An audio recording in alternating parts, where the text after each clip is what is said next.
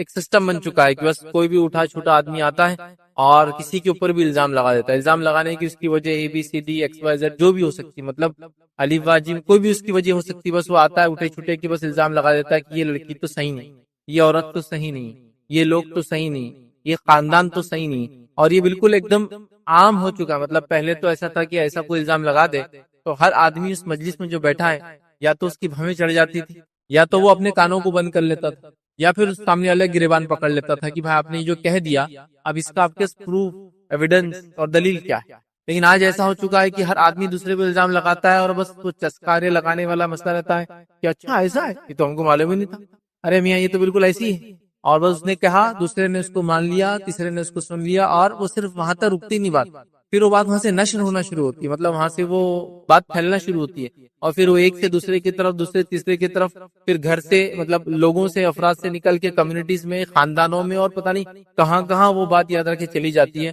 اور اتنی برائیاں پھر سمجھ میں نظر آتی ہے کہ وہ بیچاری ایک لڑکی جس کو کوئی دور دور تک خبر, جس کو وہ کہتے ہیں کوئی ہوش, کوئی سمجھ میں نہیں تھی کہ اس پر کیا الزام لگایا جا رہا ہے. مطلب وہ متقی پرہیزگار ہے, معصوم ہے, بھولی بھالی ہے, ایک عام شریف النفس خاتون ہے, چاہے وہ مسلمان ہو نہ ہو, بھولی بھالی ہے, لیکن اس کا اس معاملے میں, اس الزام میں اس کا کوئی حصہ نہیں ہے. لیکن اس پر ایک بہتان, ایک الزام اور ایک بات گڑ دی جاتی ہے, اور یہ بات پورے معاشرے میں مشہور ہو جاتی ہے. یہ بات اتنی کامن ہے, اتنی عام ہے کہ لوگ بس لوگوں کو دیکھ کر ہی الزام لگا دیتے ہیں. اب یہ کیسے معلوم کر سکتی ہے ان کی آنکھیں, کیا اس کی دلیل ان کے پاس ہوتی ہے, کیا ایویڈنس اور پروف ہوتا ہے. مطلب کسی نے کم کپڑے پہنا تھا, یہ تو زانی ہوں گئی. کسی عورت کے یا کسی مرد کے کم کپڑے پہننے سے,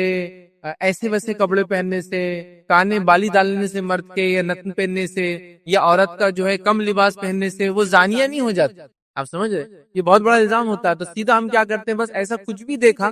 تو زنا کا الزام لگا دیا. مطلب کوئی بھی چیز پر, ایون کی یہ تک دیکھا گیا کہ جس ماحول میں ساری مسلم خواتین برقع پہنتی ہے, اور اگر اس ماحول کے اندر ایک عورت نے برقع چھوڑ کر برقع اتار دیا, سنبھل لیا, تو اس پہ بھی الزام لگاتے زانیہ ہے بول کر. مطلب کوئی تو تک ہو بات کرنے کا, کوئی تو مطلب جس کو کہتے سمجھداری کا تقاضا ہو. کیا ہر عمل پر, ہر انسان پر آپ زنا کی تہمت لگا سکتے ہیں؟ اور یہ کامن ہو چکا ہے. اچھا ایک زمانہ تھا یہ چیز خاص تھی خواتین کی حد تک, مطلب عورتوں پر لوگ ایسے الزام لگاتے, بہت کامن تھا. اب یہ ہوگا کہ بس ہر کس نہ کس, مرد کیا عورت کیا, ہر آدمی پہ الزام لگا ہوا ہے. مطلب یہ نوجوان ہے, اچھا تھوڑا سا ایسے ویسے کپڑے پہنتا ہے, ہاں یہ تو زنا کرتے ہیں, زانی ہے, زانی ہے, اس پہ الزام لگا دیا. کوئی عورت دیکھی ذرہ برابر بھی معاشرے سماج سے ہٹ کر, جیسا میں نے مثال دی, سب برقع پہنتے, ایک عورت لڑکی برقع نہیں پہنتی, ارے یہ تو زانیہ دکھ, مطلب اس پہ لگا دیا الزام, ارے اس کا تو معاملہ کچھ گڑبڑ دکھ رہا, لگا دیا الزام. ٹھیک, اس کے بعد جو ہے اگر کوئی جو آپ سے پروف پوچھے تو پھر اس کی پروف میں کیا دیا تھا معلوم آپ کو, مطلب دلیل کے طور پر, میاں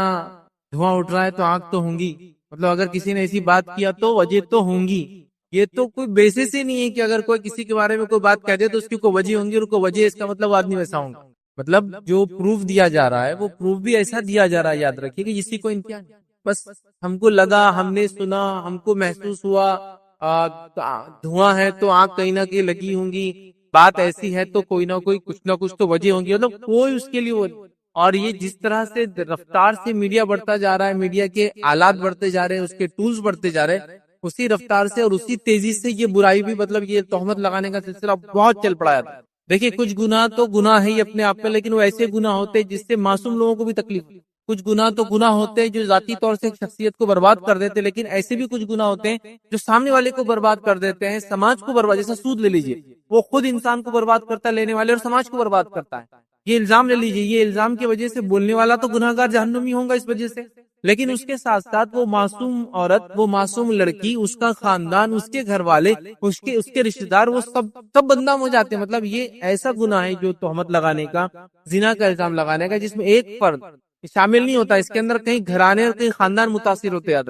اور کچھ لوگوں کے لیے یہ الزام اتنا سنگین ہوتا ہے, اتنا خطرناک ہوتا ہے, اتنا بڑا ہوتا ہے, اتنا زیادہ ہوتا ہے کہ وہ اس کو جھیل نہیں پاتے. لیکن اگر وہ اس کو جھیل نہیں پاتے تو میری ان لوگوں سے اپیل ہے کہ ایسے الزام لوگوں پہ لگتے رہیں, اچھے لوگوں پر, لیکن اس وجہ سے کوئی بھی انسان, مرد ہو یا عورت ہو, کوئی غلط قدم نہیں اٹھانا چاہیے. مطلب سامنے والا آپ پر الزام لگا ہے اور آپ غلط قدم اٹھا رہے, یہ کبھی بھی صحیح نہیں یاد رکھنا. اور ایسے الزام بڑے بڑے لوگوں پہ لگے, بڑے بڑے لوگوں پہ لگے. میں اگر مثال دوں تو ایک نبی پر یہ الزام لگا کہ زنا کا الزام لگا, اور وہ کون تھا؟ زنا نہیں بلکہ زنا بالجبر کا الزام لگا, ریپ کا الزام لگایا گا. اور یہ تو یوسف علیہ السلام, کچھ نہیں کیا آپ نے, معصوم ہے آپ, ایک عورت کی نظر ان پہ خراب ہوئی، اس نے ان کی پاک دامنی خراب کرنے کی کوشش کی، وہ ان کے پیچھے پڑی رہی، وہ اس سے بچ کر بھاگے اور وہ الزام سے بچے بھی. ان کے خود اس کے گھر سے ایک آدمی نے گواہی دی کہ اگر شرٹ پیچھے سے پھٹا یوسف کا تو عورت ذمہ دار ہے، اور اگر آگے سے ہے تو یوسف ذمہ دار ہے. ظاہر سی بات ہے، ایک دم نیچرل ہے. کوئی آدمی کسی پہ اٹیک کرے گا تو سامنے والا ڈیفینس میں اس کے کپڑوں کو کرے گا. یہاں یوسف علیہ السلام کا پیچھے سے کرتا پھٹا اس لیے کہ اس نے پکڑ کے کھینچا پیچھے سے،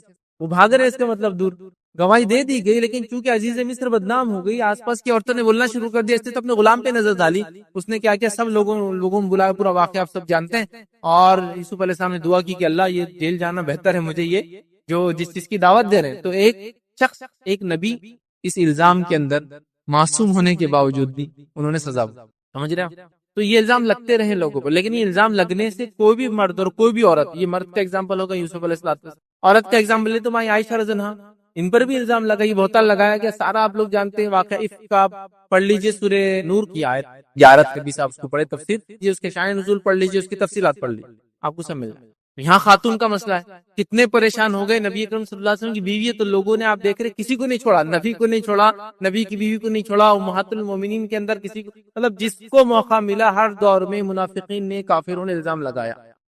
اب اندازہ لگائیے ابوبکر کے خاندان پہ کیا گزری ہوں گی، خود مائی عائشہ پر کیا گزری ہوں گی، خود نبی اکرم صلی اللہ علیہ وسلم کو کیا ہوا ہوگا. یہ ایک الزام جو ہوتا ہے نا پاک دامنی کے خلاف، جو آپ لگا دیتے کسی کے کہ یہ عورت بچلن ہے، زانیہ ہے، یہ ہے، تو اس کی اکیلی کی لائف میزریبل نہیں ہوتی، برباد نہیں ہوتی. اس کی لائف، اس کے ریلیٹڈ رشتہ، ہسبینڈ ہے، وائف ہے، تو اس کے بچے ہیں، اس کا خاندان ہے، اس کے ننیال ہے، اس کے ددیال ہے، کتنا ہوتا ہے. میں تو لوگوں کو دیکھا اپنی عزت کے لیے یہاں تک وہ پریشان ہوتے ہیں کہ اگر کسی ایک لڑکی نے یا لڑکے نے کسی علاقے میں جا کے افیئر کر لیا، اور اگر وہ بات معلوم ہو گئی، تو میں نے دیکھا اگر وہ کسی دور دراز علاقے سے آئے ہیں، کسی دوسرے علاقے میں کمانے کے لیے آئے ہیں، تو میں نے دیکھا وہ پورا کا پورا محلہ اور بستی خالی کر کے چلے جاتے ہیں، شرم کے مارے کہ ہمارے خاندان کے بچے اور بچی نے کیا کر دیا. پورا ہم چھوٹے تھے، مجھے اچھے سے یاد ہے، ایک دن ہم اٹھے تو کچھ ایک نارتھ انڈیا کے کچھ لوگ جاب سلسلے میں یہاں کام کے آئے تھے، تجارت، اور کافی بڑا خاندان، 15-20 فیملیز رہتی تھی. اچانک ایک دن صبح اٹھے، چھوٹے سے دیکھ رہے سب پورے لوگ جا رہے، ارے کہاں چلے گئے، کچھ لوگ اٹھا رہے سامان، کچھ لوگ اٹھا رہے. تو کہا ایک لڑکی کے اوپر ان کے کسی نے جو ہے زنا کا نہیں لیکن ایک یہ عشق مزاجی کا افیئر کا الزام لگا، تو ان کو وہ برداشت نہیں ہوا، پورا محلہ خالی کر کے بیچارے کسی دوسری جگہ منتقل ہو گئے. تو صرف ایک خاندان کو فرق نہیں پڑا، پوری ایک کمیونٹی کے 15 خاندان وہ چھوڑ کے چلے گئے. کیوں؟ صرف وہ بچی پہ الزام لگنے گئے، کیونکہ ان کو معلوم اگر یہ الزام باقی رہا تو اس بچی کی زندگی بھی خراب ہوگی. اگر وہاں سے نہیں نکلے تو دوسرے بچیوں کو بھی کوئی بہائیں گا نہیں، کیا بول کر کہ ان کے خاندان اور یہ قبیلے کے لوگ تو ایسا ایسا کام کرتے ہیں. تو وہ پورے بیچارے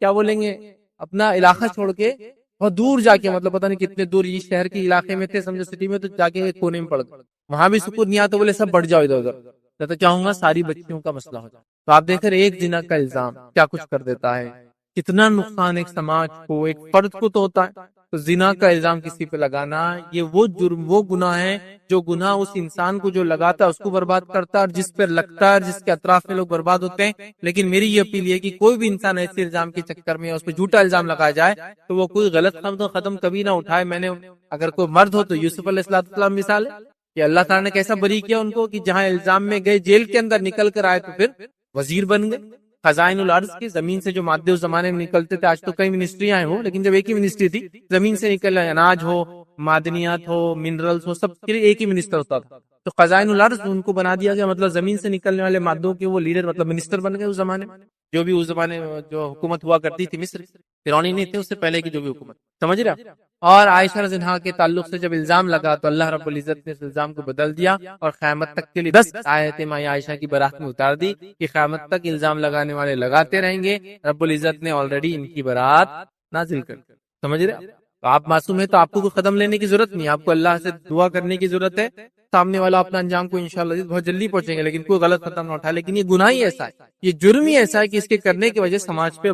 بہت زیادہ اثر پڑتا ہے. اب یہ اثر کے اس کے 2 اثرات، ایک اثر تو میں لیا، لوگ ڈپریس ہو کے خودکشیاں کر لے رہے ہیں، بیمار ہو جا رہے ہیں اور کیا کچھ نہیں. اور دوسرا اثر یہ ہوتا ہے کہ اس گھنولے الزام کے بعد اگر وہ واقعے میں ویسا ہو گیا، مطلب ان دا سینس کہ لوگوں نے بائیک آؤٹ کر دیا، اس الزام کو سچا مان لیا، تو یہ انسان پھر اس گناہ میں لگ جاتا. بولتا اب تو لگی گیا الزام، کیا کریں گے، اب جی زندگی تو ایسی گزارنا. سمجھ رہا؟ تو یہ دونوں میں سے خطرناک روح ہوتا زندگی کا، یا تو برائی کی طرف چلے جاتے ہیں یا تو برے ڈیسیجنز اپنے بارے میں لے لیتے. کا ذمہ دار کون ہوتا ہے؟ وہ پہلی بار وہ بیوقوف، وہ انسان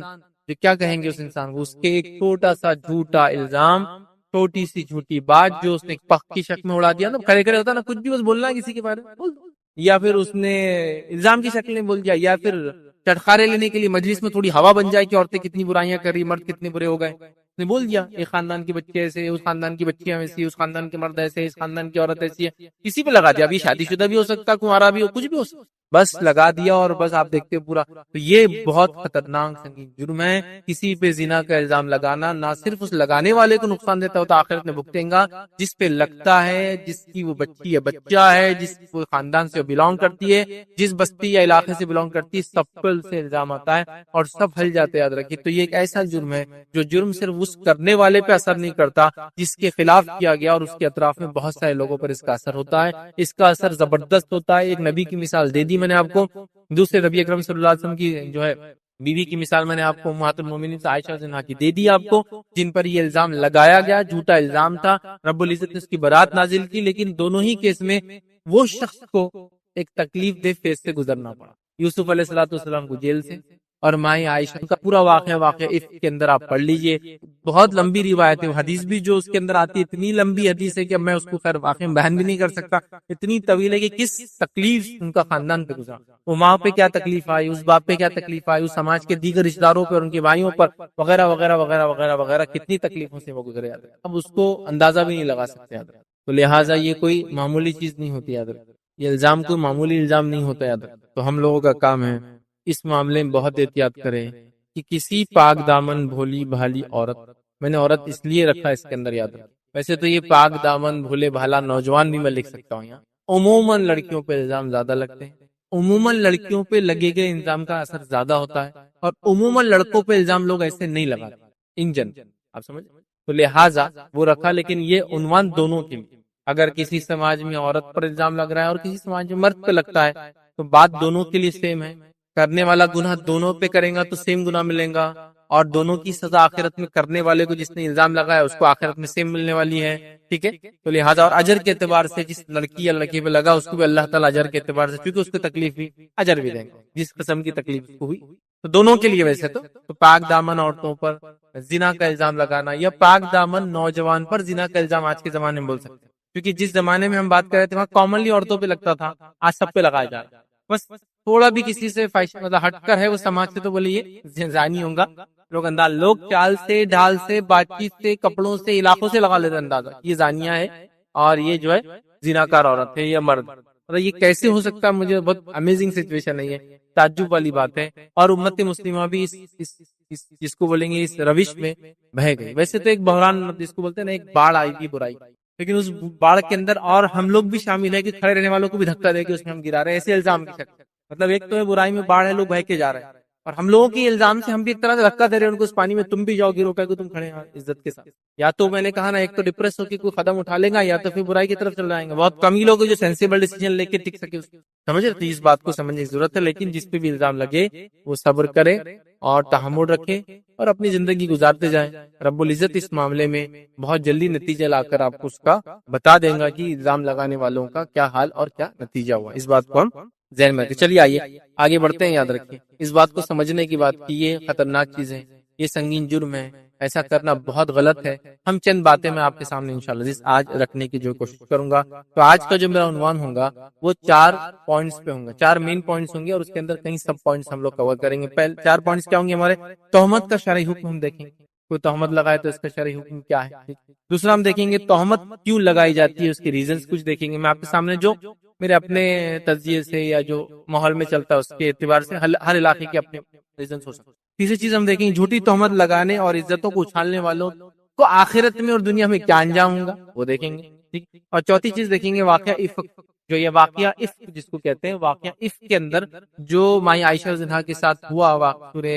نور کی آیت 11 سے 20 آپ اس کو پڑھے تفسیر، تو اس سے کیا سبق ہم کو ملتا ہے وہ بھی دیکھیں گے، تاکہ قیامت تک کے لیے یہ چیز قرآن کے ذریعے باقی ہے تو اس میں کیا ملا، مطلب اس واقعے کے بعد اللہ رب العزت نے جوابی کاروائی کیسے کی اور کیا بتایا وہ دیکھیں گے، تاکہ اگر کسی پہ اللہ نہ کرے ایسا الزام لگاؤ تو اس کے لیے یہ چیزیں واقعی رہتی ہے، اس کو اس واقعے سے کیا کیا نصیحتیں ملتی ہے، سامنے والے کو تو کیا ہوگا وہ تو پہلے رکھ دیں گے، لیکن اس سے جس پہ لگا اس نے کیا کرنا چاہیے، اس کو کیا اس کے بھی بینیفٹس ہے وہ بھی ہم دیکھیں گے، اس لیے کہ کوئی بھی چیز دنیا میں ایسی نہیں ہے جو خیر سے خالی ہو، حالانکہ کبھی کبھار ظاہر بہت شر نظر آتا ہے۔ جیسا مثال کے طور پر میں ریلوے اسٹیشن گیا، میں نے ٹرین پکڑنے کی کوشش کی اور میری ٹرین چھوٹ گئی، تو مجھے لگتا ہے یہ واقعہ بہت ہی سنگین اور بھاری ہے، میری جاب چلے جائیں گی، اب کیا کیا کیا کیا کیا جو بھی ایکس وائی زیڈ ہوگا وہ مجھے لگتا ہے، لیکن اس کے بعد کوئی خبر آ جائے کہ ٹرین جو ہے پٹری سے ہٹ گئی تھی، ٹرین جو ہے ایکسیڈنٹ اس کا ہو گیا تھا، تو آپ اللہ کا شکر ادا کرنا شروع کر دیتے، مطلب ایک ہی واقعہ ہے، پہلے آپ پریشان تھے کہ ٹرین چھوٹ گئی تو بہت برا ہوا، اور وہیں پھر آپ شکر بھی کرتے اللہ اچھا ہی ہوا چھوٹ گئی، سمجھ رہا؟ تو کوئی بھی ایسی چیز دنیا میں نہیں ہے جس کا کچھ نہ کچھ فائدہ نہ ہوتا، تو ہر شر کے اس میں بھی کچھ نہ کچھ خیر کا پہلو ہوتا ہے۔ یہ میں گناہ کرنے والے کو نہیں بول رہا کہ اس کے گناہ میں بھی کچھ نہ کچھ فائدہ ہے، میں بولنا ہی چاہ رہا ہوں کہ جو بھی الزام آپ پہ لگ رہا ہے، جو بھی چیز آپ کے ساتھ ہو رہی ہے، جو ظاہر لگتی ہے کہ غلط ہو رہی ہے، حالانکہ آپ سب کچھ صحیح کر رہے ہیں، تو یاد رکھیے اس چیز کو، جس کو ہم کہیں گے اس کے اندر کچھ نہ کچھ خیر کا پہلو ہو جاتا ہے۔ تو یہ 4 پوائنٹس انشاءاللہ عزیز ہم بہت مختصر سے ڈسکس کریں گے۔ چلیے آئیے پہلا تہمت کا شرعی حکم ہم دیکھتے ہیں کہ شرعی اعتبار سے تہمت کیا، یاد رکھیے پہلی چیز یاد رکھیے، زنا کے الزام کے ثبوت کے لیے 4 گواہ ضروری ہے۔ تو اگر کوئی تہمت لگاتا ہے شرعی اعتبار سے کہ یہ مرد یا یہ عورت، اس معاملے میں علماء کا اتفاق ہے، یاد رکھیے جس کو کہیں گے اجماع ہے یہ، کہ یہ جو آیت قرآن کے اندر آئی وہ عورتوں کے لیے کہا تو گیا، لیکن یہ عورتوں مرد دونوں کے لیے، مطلب جو بھولی بھالی معصوم عورتوں پر الزام لگائے نا، 7 ہلاک کرنے والے گناہوں سے بچو، تو اس میں یہ بھی ایک ہے، تو یہاں عورت کا تذکرہ ہے لیکن یہاں مرد بھی مراد ہے، اگر کوئی اس پہ بھی لگائے گا تو یہ اس گناہ میں شامل ہوں گا، اور اس کے لیے بھی اگر کوئی مرد پہ الزام لگا گواہ نہ لائے تو اس کو سزا دی جائیں گی، واقعی خبر تو یہ دونوں کے لیے، لیکن بات خواتین کے تعلق سے خاص کہی گئی، لیکن حکم جو ہے وہ دونوں کے لیے۔ تو پہلی چیز یاد رکھیں، زنا کے الزام کے ثبوت کے لیے 4 گواہ لانا ضروری ہے۔ تو کوئی بھی انسان شخص کسی پہ زنا کا الزام لگائے تو 4 گواہ کے بغیر یہ بات ہو ہی نہیں سکتی ہے۔ بس اب اتنا میں سمجھتا ہوں بیان کرنے کے بعد آگے اب ہمارا منہ نہیں کھلنا چاہیے، 4 گواہ لگتے ہیں اس کے منیمم 4 وٹنس چاہیے آپ، گواہ آنے کے بعد وہ کیس کیسے ہوگا وغیرہ وغیرہ بھی ہم اس ڈیٹیل میں نہیں جائیں گے، چونکہ ہمارا ٹاپک صرف تہمت تک ریلیٹڈ ہے۔ پھر ہم کبھی دیکھیں گے زنا اس کے سزائیں الگ الگ کیسی ہوتی، شادی شدہ غیر شادی شدہ کنوارے کے لیے کیا سزا ہوں گی وغیرہ وغیرہ، وہ بات میں، لیکن ابھی ہمارا صرف الزام کے اوپر، تو اب اس کی ڈیٹیل میں نہیں جائیں گے آگے۔ تو 4 گواہ لانا ہے، اس کے بعد ہی ساری چیزیں ہو سکتی۔ تب جو بھی شخص یہ کہے کہ یہ زانیہ ہے، یہ زانی ہے، تو آپ کو کیا کرنا ہے، 4 وٹنس کھڑے کرنا ہے اس کے لیے۔ اگر آپ یہ نہیں کر سکتے تو منہ بند رکھیں، معاملہ ختم ہوگا، تو آگے کچھ ہے ہی نہیں اس میں۔ شریعت نے انسانوں کی دفاع، ان کی پرائیویسی کے لیے، ان کی عزت کی حفاظت کے لیے بہت کچھ کیا، اور شریعت بہت حکیم ہے، یاد رکھیں، مطلب وہ یہ سمجھتی ہے اور کچھ چیزوں کو جانتی ہے، اور کچھ جگہ ایسا بھی شریعت نے کیا کہ کچھ چیزوں کو ڈھانک دیا، اس لیے ڈھانک دیا کہ یہ نہ کھلے تو اچھی بات ہے، اس لیے کہ ظاہر سی بات ہے اگر ایک گناہ کیا اور اس کو اگر آپ اور پروپوگیٹ کریں گے اور اچھالیں گے، ہو سکتا ہے اس گناہ میں لگ جائے اور اس گناہ میں کا عادی بنے، ٹھیک ہے۔ تو پہلی چیز ہم کو آپ کو 4 گواہ لانا ہے، اگر 4 گواہ نہیں ہے تو منہ نہیں کھولنا ہے، بس اتنا ہم کو رول یاد۔ اگر 4 گواہ آپ نے نہیں لائے اور منہ کھولا تو عورت کی عزت کیا ہے جو قرآن کے نزدیک، عورت کی عزت کتنی ہے شریعت کے نزدیک، وہ اتنی ہے کہ صرف الزام لگا اور پروف نہ کر پائے 4 گواہ کے ساتھ تو اس کو 80 کوڑے سزا ہے۔ کسی عورت کی عزت پہ ہاتھ ڈالنا تو بہت دور کی بات ہے، اس کی سزائیں کیا ہے وہ ابھی ہمارا ٹاپک نہیں ہے، لیکن اگر کسی عورت کی عزت پہ ہاتھ ڈالنے کی پہلی کوشش یہ کرے کہ اس پر الزام لگائے کہ وہ ایسی ویسی ویسی ویسی ہے، تو پہلی اس کو یہ ہے کہ اگر ثابت نہ کر پائے 4 وٹنس کے ساتھ تو پھر اس کے لیے کیا ہے، اس کو سزا ہے جو الزام لگا رہا ہے، آپ اسے سمجھ لیں۔ اور کیسی سزا ہے، صرف 80 کوڑے سزا نہیں، اس کے بعد ایک اور اضافی سزا ہے۔ سنیے قرآن نے کیا کہا کہ جو الزام لگائے اور 4 گواہ نہ لا سکے، تو 4 گواہ لانا یہ کنڈیشن ہے، لیکن نہیں لایا آپ نے، اب کیا ہوگا اس کے نتیجے میں؟ سنیے اللہ کیا فرماتا ہے قرآن میں، سورہ نور سورہ نمبر 24 آیت نمبر 4، ویسے سورہ نور سورہ نمبر 24 آیت نمبر 1 سے لے کر 20 تک پوری پڑھ لیجیے آپ، 20 سے آگے بھی آپ پڑھ لیجیے، اس میں پھر گھر میں آنے جانے کا، پردے کے دیگر احکامات بھی ہے، تو ایسا 25 تک پڑھ لیجیے اس کو، آپ کو اور بہت ساری چیزیں اس میں معلوم ہو جائیں گی، بٹ یہ جو ہم جو ریلیٹڈ چیزیں اس میں آ جائیں گی انشاءاللہ۔ کیا فرماتا اللہ، سنیے آیت نمبر 4 کے اندر اللہ فرماتا کہتا ہے والذین یرمون المحصنات ثم لم یأتوا بأربعة شہداء فجلدوهم 80 جلدة ولا تقبلوا لهم شہادة ابدا فاولئک هم الفاسقون۔ اللہ کیا فرماتا سنیے، اور جو لوگ پاک دامن عورتوں پر تہمت لگائے پھر 4 گواہ لے کر نہ آئے تو ان کو 80 کوڑے مارو، 80 لاش، 80 کوڑے مارو ان کو، یہ جھوٹ بولنے والوں کو الزام لگائے مارو، اور ان کی شہادت کبھی قبول نہ کرو، اور وہ لوگ فاسق ہیں، مطلب ان کی گواہی بھی نہیں لی جائیں گی اب لائف ٹائم۔ مطلب اگر یہ کورٹ میں اس نے آیا الزام لگایا یہ عورت فلاں فلاں ایسی ایسی ایسی ایسی چلن پہ کرا، اس کی پاک دامنی پہ الزام لگایا زنا کا، اور پروڈیوس نہیں کر سکا 4 وٹنسز، یہ تو 80 کوڑے پڑیں گے، اور زندگی میں اس کی کبھی کوئی وٹنس گواہی نہیں لی جائیں گی۔ اور اللہ نے کہا یہی فاسق ہے، اس کو فاسقوں میں بھی شمار کر دیا اس کو۔ آپ سمجھ، اتنی سخت سزا صرف لگانے۔ اب ہم تو نکڑ چوراہے میلے ٹھیلے راتوں کی مجلس ہے، یہی چل رہا بس، نوجوانوں کی وہ ایسی ہے وہ ویسی ہے، اور ادھر کی مجلس میں وہ ایسا ہے اور وہ ویسا ہے، یہ لڑکیوں کا بھی چل رہا ہے، ان کی مجلس میں بھی یہ قصے کہانی تھوڑا دھڑ، مطلب اس کو کہہ رہے بس آپ نے بلٹ ڈالا یہ زانیہ اور شوٹ کر دیا اس کو اٹھا کے۔ اب کیسے اس کو پروف کریں گے؟ 4 گواہ آپ کے پاس، اگر شریعہ کسی نے اسے جا کے ڈال دیا کہ میرے پہ الزام لگا اور آپ پروف نہیں کر پائے تو آپ کو 80 کوڑے سزا ہے، ٹھیک ہے، تو اس کو سزا یاد رکھیے، جو ثابت جو ہے نہیں کر پائیں گے یاد رکھیے، اور اس کو جو ہے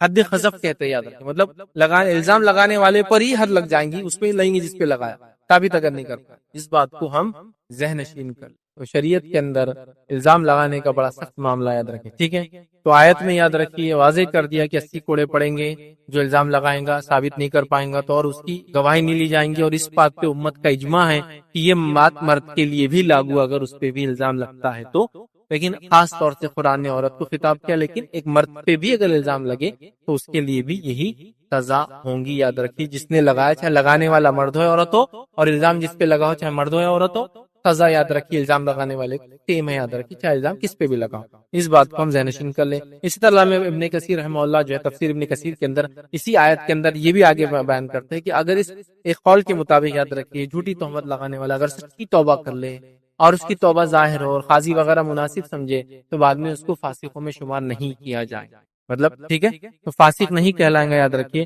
اور اس کی شہادت بھی قبول کی جا سکتی، بٹ یہ ایکسپشنل کیسز ہے، ان جنرل تو قرآن نے جو کہہ دیا وہی لاگو ہوں گا۔ اس لیے کبھی کبھار معصوم لوگ واقع میں ایمان والے لوگ پھنس جاتے ہیں کسی الزام میں اور وہ بھی بول پڑتے ہیں، تو وہاں ایکسپشنل ہے کچھ اس میں، لیکن عمومی طور سے اس کی گواہی بھی قبول نہیں ہوں گی اور فاسق کہلائیں گے، ہمیشہ اس بات کو ہم ذہن نشین کر لے، یاد رکھیں۔ تو بنا سوچے سمجھے دھڑلے سے تہمت لگانا ہم چھوڑ دیں، اگر کیا ہے تو فوراً اللہ سے توبہ کر لے اور آگے کبھی بھی ایسی کوئی کام غلطی ہم سے ہونے نہ پائے، اس کا خیال رکھیں۔ دوسری چیز اس پہ جو یاد رکھیں گے وہ یہ ہے، اگر شوہر اپنی بیوی پر اس چیز کا الزام لگا دے تو، یہ تو ایک عام XYZ نے ABC پہ الزام لگا دیا، ابھی شوہر اپنی بیوی پہ الزام لگا رہا، تو یہاں قرآن کیا کہتا ہے وہ بھی سن لے، یاد رکھیں۔ ایسی صورت کے اندر یاد رکھ کیا ہوں گا، اور جو لوگ اپنی بیویوں پر الزام لگائے اور ان کے پاس خود ان کے اپنے سوا دوسرے کوئی گواہ نہ ہو، مطلب وہ شوہری گواہ بول رہا میری بیوی نے ایسا کیا نہ ہو، تو الزام لگانے والے شوہر کی شہادت یہ ہے کہ وہ 4 مرتبہ اللہ کی قسم کھا کر گواہی دے کہ وہ اپنے الزام میں سچا ہے، 4 بار اللہ کی قسم کھا کر کہے کہ میں اپنے الزام میں سچا ہوں جو میں نے اپنی بیوی پہ لگایا، اور 5ویں بار کہے کہ اس پر اللہ کی لعنت ہو اگر وہ الزام میں جھوٹا ہے، مطلب اگر اس نے جھوٹا الزام لگایا تو مجھ پہ لعنت۔ پہلے 4 بار قسم کھا رہا کہ سچا ہے میری لعنت، میں جو الزام لگا سچا، اور 5واں کہا کہ اللہ کی لعنت مجھ پر ہو میں اگر جھوٹا ہوں۔ پھر اللہ نے فرمایا آگے، یہ سورہ نور سورہ نمبر 24 کی آیت نمبر 6، 7، 8 اور 9 ہو جاتا ہے۔ پھر اللہ نے فرمایا اور عورت سے سزا اس طرح ٹل سکتی ہے کہ وہ 4 مرتبہ اللہ کی قسم کھا کر، مطلب شوہر نے الزام لگایا اس نے قسم کھا لی، مطلب ٹوٹل 5 ہو، 4 اس کے خلاف 1 اپنے خلاف، اور پھر عورت کیا کریں گی، وہ بھی 4 مرتبہ اللہ کی قسم کھا کر شہادت دے کہ یہ شخص اپنے الزام میں جھوٹا ہے جو میرے پہ الزام لگا رہا ہے، اور 5ویں مرتبہ کہے کہ اس بندی پر اللہ کا غضب ٹوٹے اگر شوہر اپنے الزام میں سچا ہے۔ 5 اپنے خلاف کھائیں گے، اس میں وہ 4 اس کے خلاف 1 اپنے خلاف، یہ بھی 4 اس کے خلاف 1 اپنے خلاف قسم کھائیں گے، تو یہ معاملہ ٹل جائے۔ اب یہ آیت کو کیسے انٹرپریٹ کریں گے، وہ یہ ہے کہ اس کا طریقہ کیا ہوگا، کہ اس کا طریقہ یہ ہوگا کہ شوہر بیوی پر سمجھ الزام لگاتا ہے تو کیس قاضی کے پاس، قاضی دونوں کو پہلے تو یا تو کیس ہے تو اس کو شوہر کو بولیں گے اگر تمہارا دعویٰ ہے تم وٹنس لا لو اور اس کو ثابت کر لو، اگر ایسا نہیں ہوتا یا پھر بیوی سے کہیں گا کہ تم قبول کر لو تم نے یہ کام کیا۔ دیکھیے وٹنس تو وہ ہے جب الزام لگے، لیکن اگر جس نے کیا واقعے میں زنا اور خود ہی آ جائے تو اس کے لیے وٹنس لگتے، وہ خود اپنے خلاف وٹنس ہوتا ہے۔ آپ جانتے ہیں نا واقعہ جس میں خود ایک عورت آئی کہا مجھ سے زنا ہوا، ایک صحابی اور خود کا مجھ سے زنا ہوا، تو یہاں آپ صلی اللہ علیہ وسلم سے 3 بار چہرہ پھیر لیا، پھر کہا تیری عقل تو نہیں ماری گئی، مطلب پاگل واگل تو نہیں ہے، کہانی عقل تو نہیں ماری گئی، ٹھیک۔ اس کے بعد اس کی بات سنتے، مطلب اگر سیلف خود آ جائے کہا میں نے کیا تو پھر تو اس کی ایک ہی کا خود کی چلنا ہے۔ تو شوہر کو پہلے تو تقویٰ پرہیزگاری کی نصیحت کریں گا، بولیں گا ایسا الزام مت لگاؤ، پھر بیوی سے کہیں گا یہ الزام سچا ہے کہ تم قبول کر لو اگر ایسا کچھ ہے تو، جب دیکھیں گا کہ دونوں نہیں ہو رہا تو پھر قاضی کہیں گا چلو اب وہ یہ عمل کریں گا جو قرآن نے بیان کیا، اور یاد رکھیے یہ عمل کو جو ہے لیان کہتے ہیں، اس مسئلے کیا کہتے ہیں؟ لیان کہتے ہیں۔ لیان کے اندر ہوتا یہ کہ شوہر بیوی پہ الزام لگاتا ہے اور پھر وہ کرتے ہیں، اور لیان کا نتیجہ یہ ہوتا ہے کہ دونوں کے بیچ میں آخر میں سپریشن ہو جاتا ہے، ٹھیک ہے، کیونکہ شوہر نے الزام لگایا بیوی پر اور بیوی نے جو ہے الزام کو قبول نہیں کیا، تو بیوی کو بھی سزا نہیں، شوہر کو بھی کچھ نہیں، لیکن دونوں کا سپریشن ہو جاتا ہے۔ اگر بیوی قبول کر لے تو بیوی کو پھر سزا ملے گی، اور اگر شوہر ثابت نہ کر پائے تو شوہر کو پھر اگر بڑھ جائے تو خبر دینا اور ایک تو دعویٰ کرنا ایسا ہوا تو شوہر کو یہ کہا جائے گا کہ میں دونوں ایسا کر لو، اور دونوں میں سپریشن کر دیا جائے گا لیان کے بعد۔ اس بات کو ہم ذہن نشین کر لیں، ٹھیک ہے۔ تو یہ ہے پہلا، تو سزا اس کو ملے گی جس نے الزام لگا، 80 کوڑے۔ اگر شوہر بیوی پہ لگا تو اس کا طریقہ بھی بتا دیا میں نے، اس کو لیان کہتے ہیں، یاد رکھیں۔ اب اسی طرح جو ہے تہمت کے بارے میں یاد رکھیں اسلامی احکامات کیا ہے۔ تو تہمت اگر سے سچی ہو تب بھی اسے 4 گواہ لانے کی ضرورت ہے۔ تہمت اگر سچی بھی ہو تو 4 گواہ لانے کی ضرورت ہے۔ کیوں؟ اس لیے کہ اگر سچی بھی تب بھی ایسے 4 گواہ لے آنا جنہوں نے کسی کو بدکاری کرتے ہوئے دیکھا ہو ایک نہایت مشکل کام ہوتا ہے، اور یہ اس وجہ سے ہے تاکہ ایک مسلمان کی عزت کی حفاظت کی جائے اور کوئی کسی کی عزت نہ اچھالے اور ایسی جرت نہ کر سکے، اس لیے شریعت نے یہ حکم دیا۔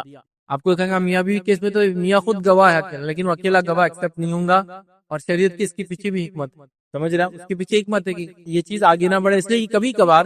کسی گناہ کے کرنے سے زیادہ گناہ کا ڈھنڈورا نقصان دیتا ہے۔ دیکھیے میں ایک مثال دیتا ہوں، سمجھ لیجیے نیوز پیپر آ گئی، نیوز پیپر میں خبر آ گئی، کیا خبر آ گئی کہ 4 لوگوں نے مل کے جو بم بنانے کی تیاری، بم بنانے کے لیے انہوں نے پہلے یہ جمع کیا اور اس کو اتنا ملایا، فلاں جمع کیا اتنا ملایا، اس کو جمع کر کے کیا، پھر اس کو یہ کیا، اس سے کیا ہو جاتا ہے، فلاں کیا، پورا بم بنانے کا طریقہ آپ نے پیپر میں چھاپ دیا،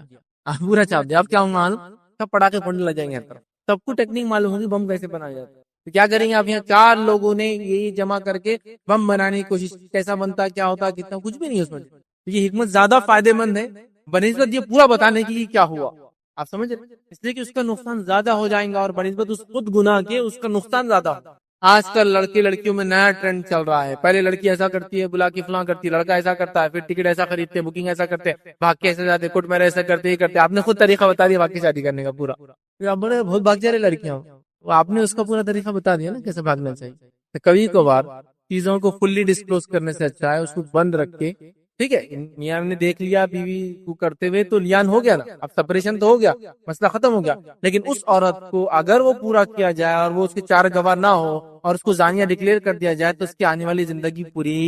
ختم ہو جاتی ہے۔ ہو سکتا ہے آنے والی زندگی میں اس کو ایسا آدمی ملے جس پر ایسا الزام لگا ہو، دونوں شادی کر، کیونکہ ایسا کر کے ہم ایک انسان کو ہمیشہ کے لیے سماج کے اندر برائی کرنے کے لیے چھوڑ تھوڑی دے سکتے۔ شریعت کی حکمت ہے جب کہا 4 گواہ لاؤ، جو کہ بہت مشکل کام ہوتا ہے، سمجھ رہے ہو، جس کو معلوم ہے اس نے دیکھ لیا وہ احتیاط کرے اپنے آپ، لیکن یہ احتیاط سب پوری دنیا کے لیے نہیں، کیونکہ اگر سمجھو ایک آدمی میں ایک برائی ہے تو آپ کیا سمجھتے پوری زندگی اس نے شادی نہ کرے صرف ایک کوئی برائی کی وجہ سے، جیسا کہ غصیلا ہے، تو آپ کوئی رشتہ آ رہا اس کو آپ بڑا بہت غصیلا میرا بھانجا، تو کیا زندگی بھر آپ اس کو برباد کر دیں زندگی سے اس کے غصے کی وجہ سے؟ آپ یہ بول سکتے تھوڑا تیز مزاج ہے تو بچی تھوڑا اس کو لے کر چلے، وہی بول سکتے ویسا مسئلہ نہیں، انشاءاللہ یہ بھی پور جاتی ہو جائیں گا، تو چلو ٹھیک ہے،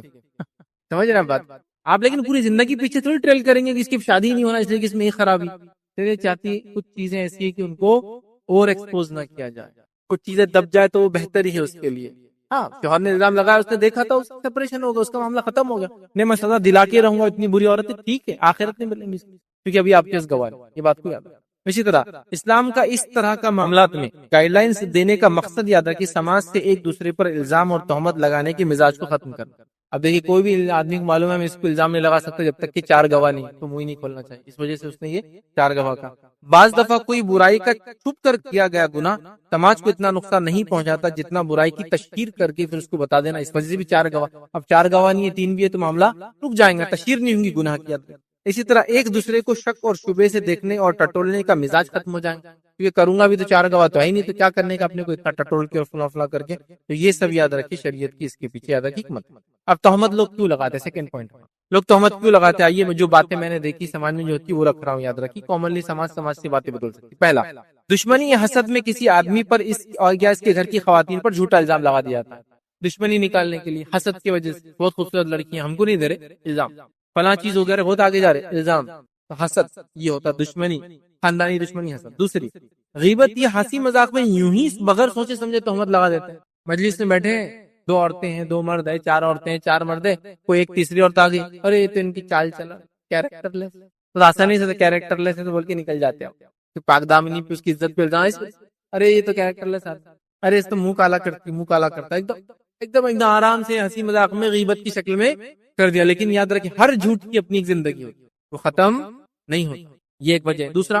محفلوں میں محض چسکا لینے کے لیے جو ہے لڑکوں کو اپنے دوستوں کے سامنے لڑکیوں کا تبصرہ کرنا کہ فلاں تو ایسی ہے فلاں ایسی, اس کو بہت راز معلوم ہے ان کو, اور وہی لڑکیوں کے گروپ میں ان کو بتانے کے لیے کہ لڑکوں کے بہت راز لڑکی کو معلوم ہے, بس چسکا لینے بولتے ہیں, بگ دیا بولتے کسی, سب بیٹھے ایک دم بہت اچھی بات چل رہی, کیا اچھا ماحول ہے, کیا معلوم تو زنا ہو رہا ہے, لڑکیاں پوری زانیاں ہو گئی, ارے دیکھو ایسا معلوم تو یہ اپنے آپ کو بڑا بتانے کی بگ دیا. اسی طرح جو اپنے آپ کو شاطر جاسوس بتانے کی کوشش کرتے ہوئے دوسری خواتین کے کردار کے بارے میں اندازہ لگانا کہ فلاں عورت ایسی ہے تو ایسی ہوں گی, سمجھ رہے, یہ ایک وجہ ہوتی ہے. اسی طرح ہم نے دیکھا یہ وہم پال لینا کہ جینس پہننے والی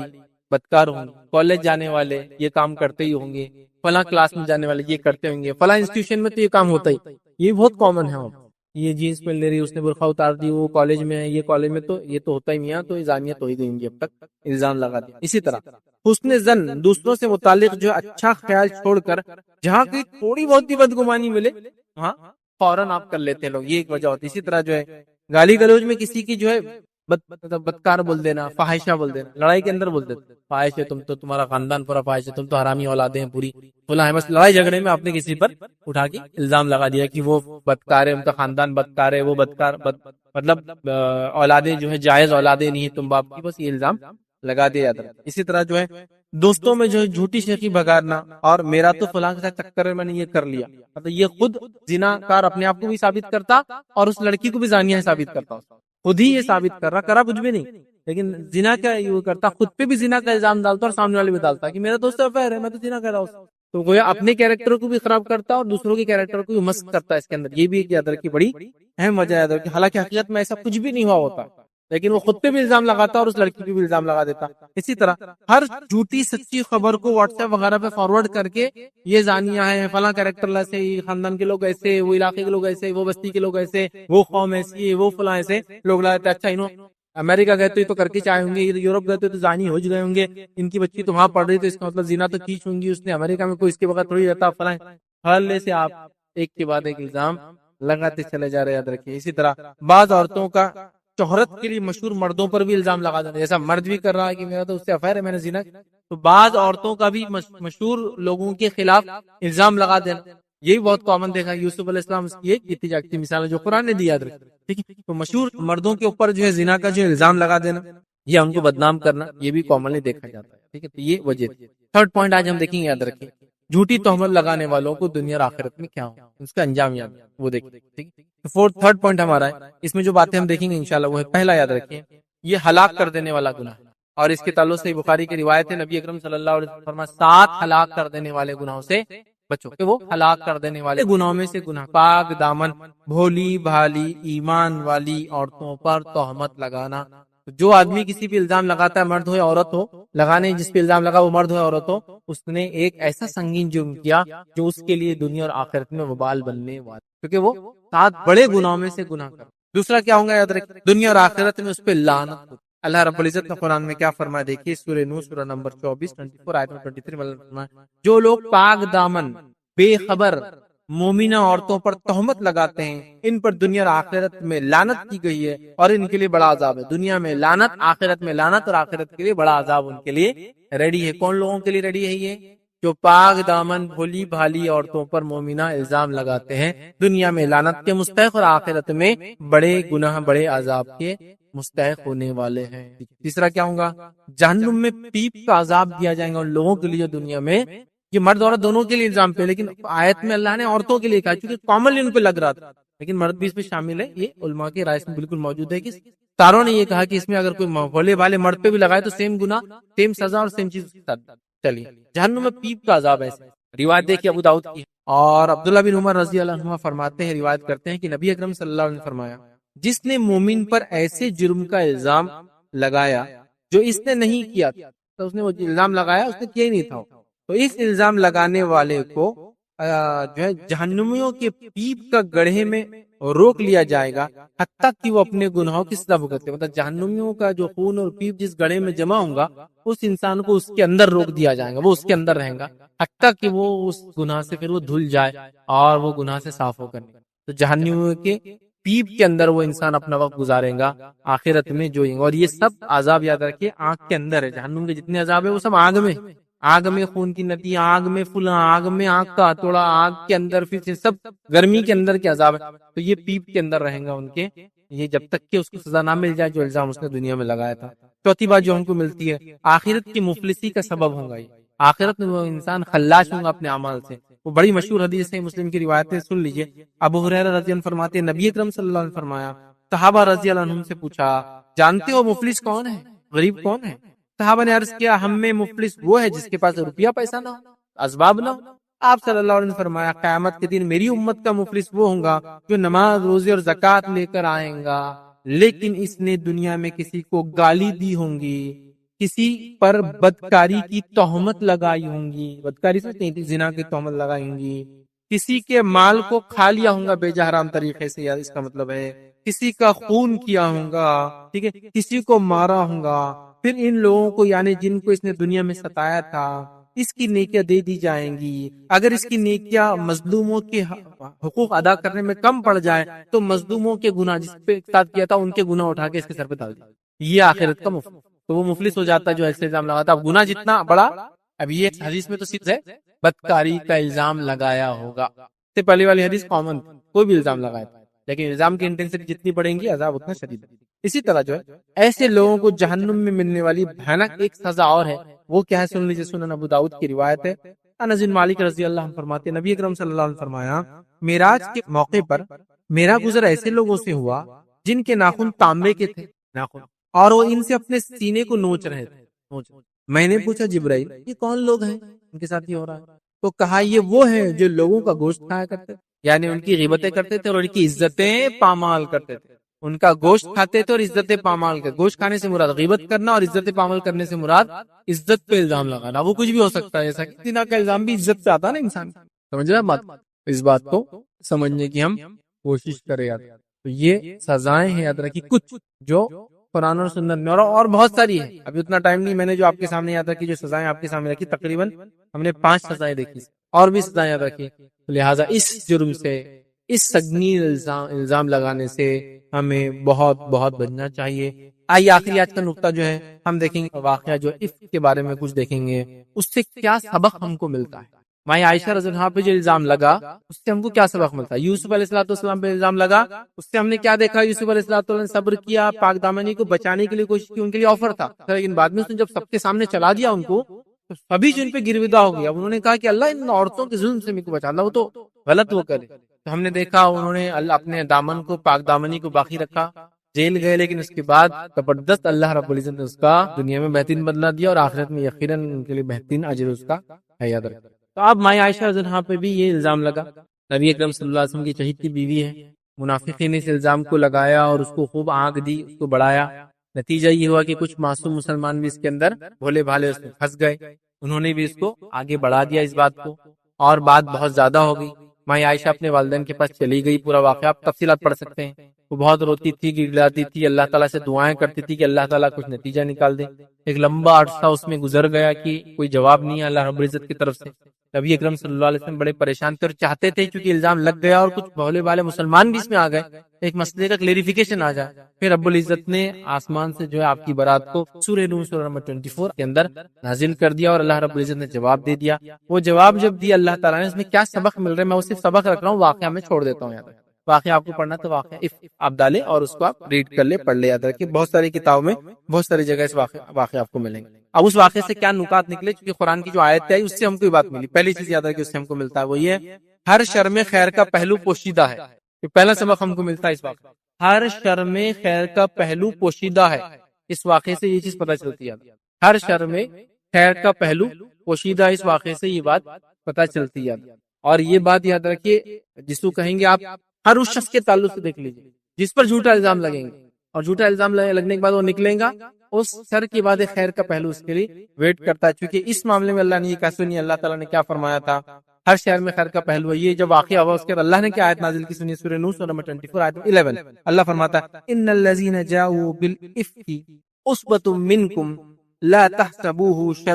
شرا لکم بل هو خیر لکم. اللہ نے فرمایا جو لوگ یہ بہتان عائشہ رضی اللہ عنہا پر جھوٹا الزام گھڑ لائے ہیں وہ تمہارے ہی اندر کا ایک گروہ ہے، مطلب وہ منافقین تھے، یاد رکھیں اندر کا ایک گروہ ہے، اندر کا ایک گروہ ہے۔ اس واقعے کو اپنے حق میں شر نہ سمجھو بلکہ یہ تمہارے لیے خیر ہی ہے۔ اس واقعے کو تم اپنے لیے شر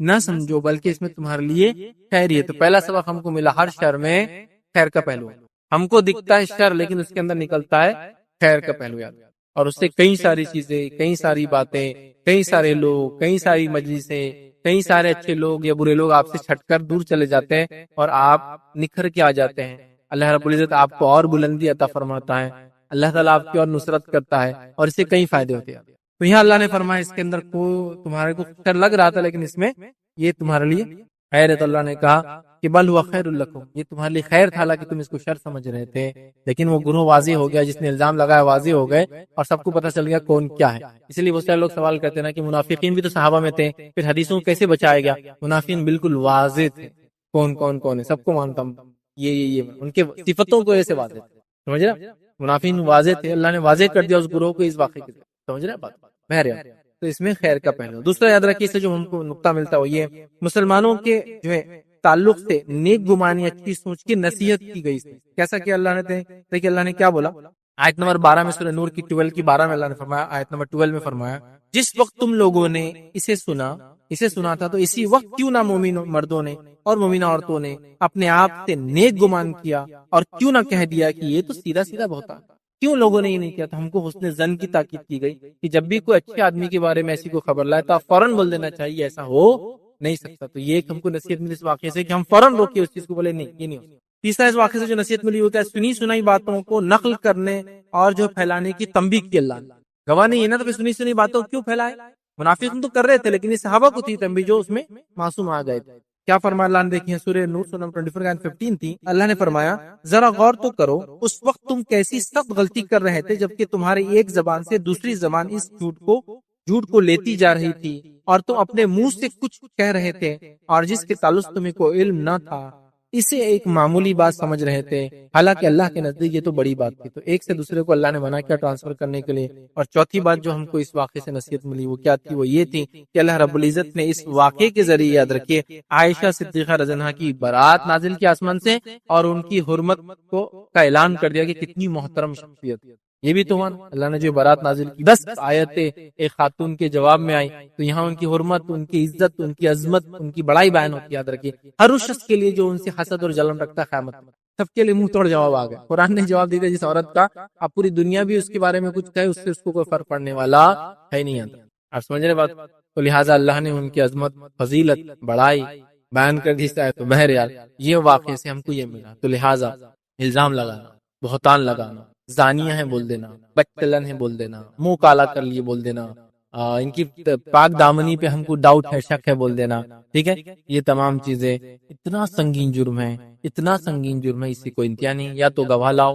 ہسبینڈ وائف پہ لگائے تو پھر لیان کے ذریعے الگ ہو جاؤ، ٹھیک ہے۔ اسی طرح کوئی دوسرا کرے تو دنیا اور آخرت کے عذابات کو مزہ چکھو۔ اسی طرح چوتھی بات ہم نے دیکھی، کسی پہ لگ جائے تو وہ اس کو برا نہ سمجھے، صبر کرے، صبر کے ساتھ اچھے سے آگے بڑھتے رہے اور جو اس کی زندگی معمول جیتا رہے، کوئی غلط ڈیسیجن نہ لے، کوئی غلط قدم نہ اٹھائے، ڈپریس نہ ہو، پریشان نہ ہو۔ اللہ تعالیٰ اس شر میں سے بھی خیر کا پہلو لا لیں گا۔ اللہ رب العزت کا معاملہ ہی ایسا ہے، اللہ تعالیٰ میت سے زندہ کو نکالتا اور زندہ سے میت، ہے نا۔ زمین دیکھیے آپ پوری بنجر رہتی، ایک بارش ہوتی پوری ہری ہو جاتی، تو میت سے زندہ ہو جاتی، اس کے بعد پھر جو ہے پوری کی پوری زندہ رہتی اور پھر سوکھ کے جیسے ختم ہو جاتا۔ گرمی کے بعد آپ دیکھیے کیسا ہو جاتا ہے، کبھی یہاں کچھ ہوگا ہی نہیں تھا، پھر اللہ لاتا ہے۔ تو یہی اللہ کا معاملہ ہے، پریشان ہونے کی، اپنے آپ کو نقصان کرنے کی ضرورت نہیں ہے، ریٹیلیشن کرنے کی ضرورت نہیں ہے۔ جو اپنی دفاع میں آپ کر سکتے، جو اپنی دفاع میں لیگل کر سکتے، جو اپنی دفاع میں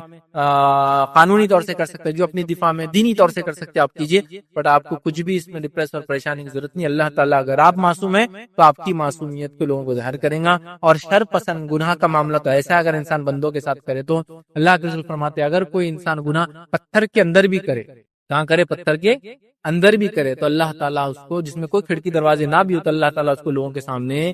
لا کر رہتا ہے۔ تو اس کا شر اور گناہ تو اس کے سامنے آنے والا ہے، اور بہت اس میں احتیاط کرنا چاہیے۔ اللہ تعالیٰ لوگوں کو نصیحت کرتا ہے، اللہ تعالیٰ لوگوں کا ایسی خبروں سے آزما لیتا ہے۔ کوئی شخصیت ہے آپ جانتے ہو اچھا ہے، نیک ہے، تو اس کا حسن ظنی رکھنا۔ برے لوگوں کے بارے میں کبھی کبھار بدگمانی آ جائے تو پھر بھی لاجیکل ہے اور چلتا بھی ہے کہیں حد تک، کسی حد تک، جیسا ایک آدمی شرابی ہے اور وہ روز شراب پی کے آپ کے دروازے سامنے پڑا رہتا ہے اور ایک دن آپ کو شراب کی خالی بوتل مل گئی تو آپ کا ایک بدگمانی یہ ہے کہ یار وہ شرابی نے لایا ہوا، لیکن اس کی برائی کی وجہ سے اس کے بارے میں بدگمانی پھر بھی ریلیٹیولی جائز دکھتی ہے، مطلب اس میں کچھ نہ کچھ آپ کے پاس ایک ڈاؤٹ ہے، بینیفٹ آف ڈاؤٹ جس کو بولتے ہیں کہ اس نے روز پی کے جاتا تھا آج اس نے کیا ہوگا، بٹ آپ کو پتا چلا کسی اور نے رکھا تھا، سمجھا، لیکن اس کی برائی۔ لیکن ایک اچھا آدمی اگر وہاں سے گزر اور آپ بولے ارے شراب کی بوتل رکھیے گا، کیا دیندار سمجھتے ہیں ہم اس کو، دیکھو داڑھی والا شراب پی کے جا رہا ہے، تو یہ بدگمانی۔ آپ ایک اچھے انسان کے بارے میں بدگمانی مت کیجیے، اس لیے کہ وہ اچھا آپ کو دکھ رہا ہے دیندار نمازی ہے، لیکن وہاں بوتل تھی جب وہ ہٹ گئی، کسی اور نے پھینکا ہوگا، کچھ بھی ہو سکتا ہے نا بھائی، لیکن فوراً آپ وہ کر دیتے ہیں۔ تو برے انسان کے تعلق سے بدگمانی دل میں آ جانا کوئی مسئلہ نہیں ہوتا ہے، لیکن اچھے انسانوں کے بارے میں فوراً جواب کرنا دینا چاہیے ہم نے،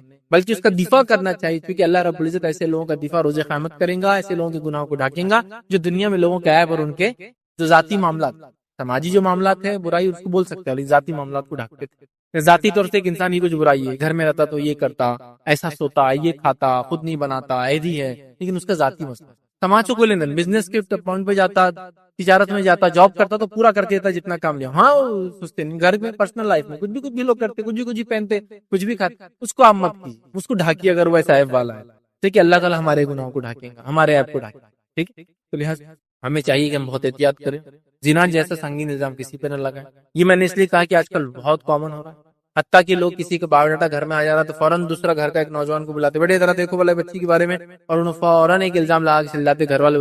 سوچے بھی نہیں تھے، دیکھو مولوی کی بچی کیسی، پھینک دو بایو ڈاٹا کو۔ آپ کے پاس ویریفیکیشن کیا تھا؟ آپ کے ایک بچے کی وہ گواہی، اس کو خود سینس لیس ہے، پتہ نہیں اس کا کیا مفاد اس کے اندر پھنسا، پتہ نہیں اس کو عقل ہے یہ نہیں جو بات کر رہا ہے۔ کبھی تو ہوتا ہے کسی کا خود کا مفاد ہے، کبھی ہوتا ہے کسی کو عقل ہی نہیں ہوتی کیا بک دے رہا ہے، بس تو کیا مان آپ سمجھے نا، کبھی کبھار الفاظ بھی نہیں پتا چلتے، تو کیا میننگ ہوتا ہے، بس سماج میں سن رہے یہ بچہ لڑنے تو بچہ ہے، اس کو معلوم ہی نہیں بچہ لڑنے کس کو بولتے، یہ منہ کالا ہے تو منہ کالا، اس کو معلوم نہیں منہ کالا کرنا کس کو بولتے، یہ زانیہ تو اس کو لگ رہا ہے زانیہ بولتے نا گالی ہے شاید کچھ ابوسی ورڈ ہے ایسا بولتے نا، کمینے حرام ویسا کچھ تو بھی ہے تو بول دو زانی، زانیہ، فلاں فلاں، ٹھیک ہے، یہ مطلب کامن ہے یہ سب چیزیں، آپ اس کو بکتے چلے جائیں اور یہ چیز ہوتے چلی جا رہی ہے، یاد رکھیے۔ اور اتنا اس میں مسئلہ یاد رکھیے، ایک واقعہ سناتا ہوں کہ ایک مسجد کے ایک امام تھے، ان کو نکالنے کا لوگوں نے پلان کیا، اب کیسے نکالنا، تو ان پہ زنا کا الزام لگا دیا، یہ بڑا اچھا رہتا ہے لوگوں کے لیے، ایک دم آسانی سے لگا دو کچھ بھی اور ہو جاتا، زنا کا ایک الزام لگا دو، میں نے خود دیکھا اس واقعے، اور ان کو جاب سے نکال دیا گیا، شہر سے نکال دیا گیا اور وہ چلے بھی۔ میں نے ان سے بات کی تو انہوں نے بتایا مجھ پہ ایسا الزام لگا ہے، وجہ یہ تھی کہ کام والی ایک بار کام کر رہی تھی اور میں اکیلا تھا آفس، جلدی آ گئی تھی یا دیر جو بھی آفس کا ٹائم، تو اس سے بس میرے پہ الزام لگا دیا۔ یہ تو کوئی الزام کی وجہ نہیں، جبکہ سی سی ٹی وی کیمرے تھے، ساری سہولت، ایسا کچھ بھی ایسا نہیں کہ چھپا ڈھکا چھپا، الزام لگا دیا۔ اس کے چند مہینوں بعد میں نے دیکھا ایک شخص نے جمعہ کے دن جس شخص نے الزام لگایا تھا اس شخص کے خلاف گواہی دی کھڑے کر اور کہا کہ میں اس کی ناجائز اولاد ہوں، جمعہ